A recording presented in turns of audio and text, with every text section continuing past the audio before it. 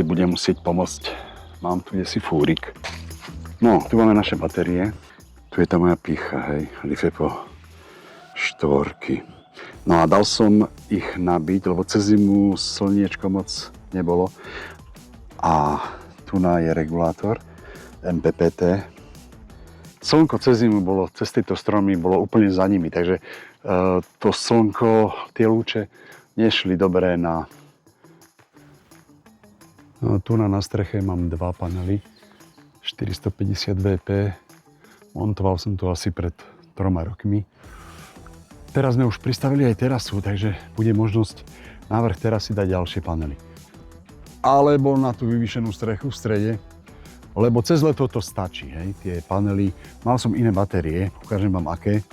Najprv ideme skúsiť preniesť tieto batérie dovnútra. Rozmýšľam, ako upevniť kde kameru, teda telefón, aby ste videli, ako to vyberám z auta, aké to je ťažké. Takže si ho dám niekam tak, až tie batérie rovno do toho fúrika posadím. Skúsim to.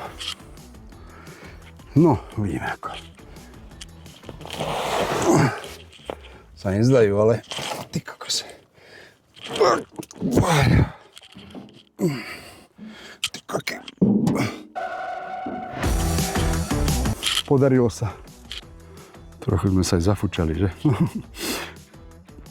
Takže batérie máme v fúriku a odvezem ich dovnútra. Mohol som zobrať Záťka, hej. Martina sa mi núkal, že jo, pôjdem s tebou hore, lenže on by tu bol so mnou. On by mi to pomohol, jasné. Ale nemal by som čas na toto video, čo práve robím. Teraz ide o to, ako to dostanem hore na tú terasu. Čiže spravíme to jednoducho. Tu mám dosku. Tu dosku dám hore. Takú pohnem. Áno. Jednoducho si spravím takúto. To by mohlo ísť. Hurá. Podarilo sa, to som rád. Takže takto sa vozia baterky na chatu. Tento gimbal Osmo 8 DJI mi vlastne držal telefón a má veľa funkcií, dobrých funkcií, takže aby ste vedeli, v čom to mám. No a teraz ideme k samotnému. Bože, čo je tu prachu. Z tých stromov všetko možné padá. To keď sem prídem takto, to všetko sa musí poumývať. Hej, vyčistiť. Dorobiť terasu. Zem ponatierať. To bolo len valčekom, to sa zašupilo normálne. Takže budem to musieť prerobiť. A hlavne zastrešiť. Vonku nám ukazuje nejakých 13-14 stupňov. A tu v chate ukazuje koľko? 6. No je tu chladno, ako chladnička. No tak tu je moja elektrárnička. Tu sú poistky, ktoré mi robil elektrikár. Keď som to všetko pozapájal, tak vlastne mi to dal trošku, aby to vyzeralo. Hej. Túto som odšroboval regulátor MPPT. Teraz ho idem dať nazad, lebo mi ho dobrý známy pán Demko, čo robí solárne panely a celé sústavy, tak mi ho vlastne zobral a nastavil. Lebo ja som mal pôvodne staré batérie, boli tu banerky, takzvané trakčné, ale mal som ich 6 a za 3 roky poodchádzali všetky. Preto som to vymenil. Takže ideme najskôr namontovať tento regulátor sem. No, celú fotovoltiku som si tu vlastne montoval sám. Ale keby mi nepomáhal pán Demko s tým, že mi to doslova nakreslil, ako mám zapojiť panely, ako všetky tieto káble, čo sú tu, tak by som to nebol spravil, samozrejme. Kto umí, ten umí, no. Ale teda bolo toho viacejkrát som sa ho pýtal, ako čo. Takže sa to podarilo nakoniec, no. Čo vám poviem. Celkom mi to ide od ruky dneska. Druhý šrobik. Tam som si desi nechal malú vračňu s desinkou na tie batérie. Dobre, dám ešte tuto jeden. Už som sa aj bál, keď som to išiel odpájať minule, lebo ten regulátor bol proste nastavený na trakčné batérie, olovené batérie. Hej, olovené batérie. A teraz, ako som IFEPO, nedával to, čo má, takže ideme to skúsiť ešte zapojiť. Tieto káble, čo tu vidíte, už som hovoril, preboha, ako som to dával, nerozmýšľal som dlho, obalil som ich páskou, aby som presne vedel ako. Čiže bude to trošku zdĺhavé asi, musím ich trošku pozadačať, až mi tam vojdu. A ukážem, keď to bude hotové. No podarilo sa mi tie kabliky, proste ich trochu upraviť, aby tam vošli naraz. Všetky 4, až nemusím tú pásku dávať do lesných. Keď to všetko spojazníme za chvíľočku, bude to možno 5 minút. Tak potom MPP regulátor bude všetko ukazovať.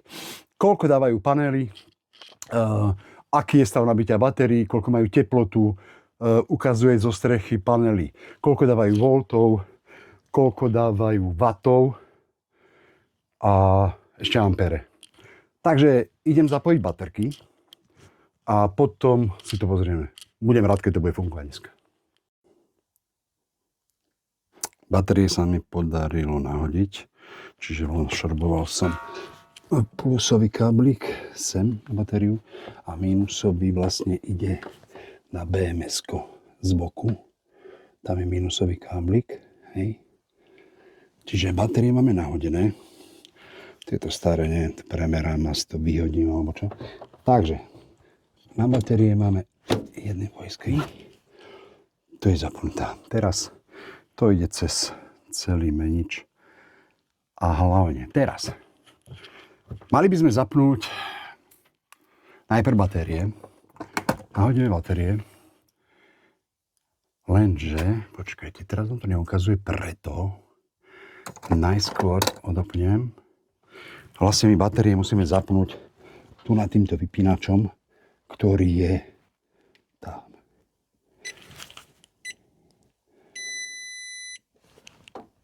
Takže batérie sú zapnuté. Poistky. No. Takže batérie máme na 80% nabité. Majú 26,9 V. A teraz zapneme zo strechy panely. Vlastne tie batérie si môžem takto prepínať. Toto je strecha, tu sú batérie. Takže 26,9 V. 0 A odber, 11,2 stupňa teplota, 81%. A teraz zapneme týmito dvoma poistkami, vlastne nahodíme panely z vrchu. No ideme vyskúšať, že nám idú svetla, čiže tuto máme samozrejme paráda. Pozrite sa, ako to svieti a sú tam pritom. To nie sú 220 V žiarovky. Celý rozvod svetelný mám spravený na 12 V. Čiže sú tam žiarovky, normálne závit E27, široký závit, ale všetky žiarovky sú ledkové. A každá táto jedna z nich má iba 3,5 W. 3,5 W. Paráda. No, tu nahore nad barvým pultom a vlastne toto osvetlenie tiež všetko 12 V žiarovky.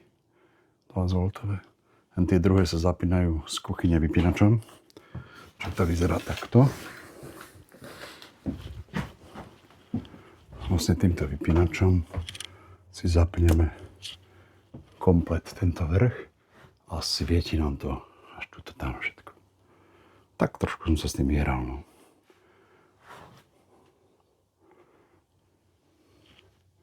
Paráda, zasínam. Je tu roboty ešte dosť. Balíme, končíme. Takže dnešnú úlohu som spravil.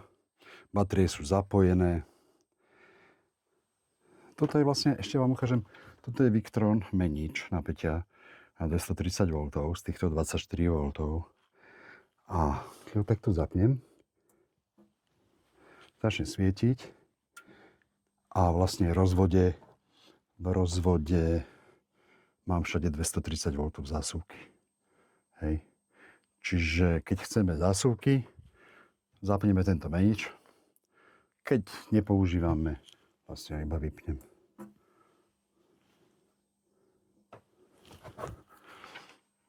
Ono sa jedným zapnutím dá úsporného režimu, že vlastne keď nie je nič zapnuté, tak takto bliká.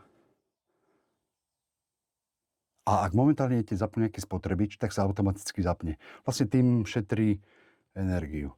No ale ja ho natvrdo vypnem. Podržím. A je vypnutý.